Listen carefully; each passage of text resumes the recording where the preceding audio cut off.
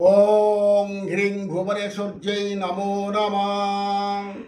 आपण जीवन में सब असफल रोचे कि प्रत्येक कार्य बाधा आसूची किंबा जेकोसी काम करुँच सफलता पाऊना दरिद्रता लगी रहुअछि यही परिस्थिति रे आपण पूर्व जन्मर पाप पाई दंड पाउछंती यही प्रमाण आर सरल प्रतिकार अछि।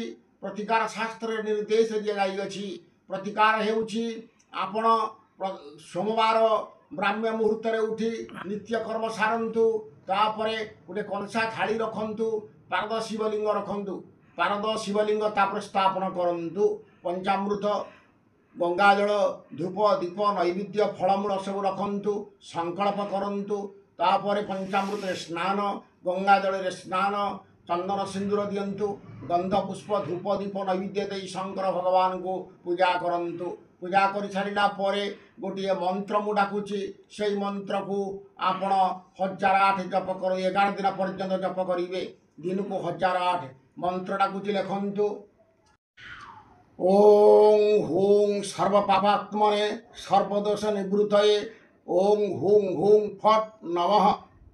यही मंत्र को 1008 दिन को जप करंतु 11 दिन पर्यंत तापर देखिए आपणकर समस्त असफलता दोष रही सफलता पाइबे पाप पूर्वजन्मर पाप खंडन हो आपणकर जीवन में सुखमय लगी रही।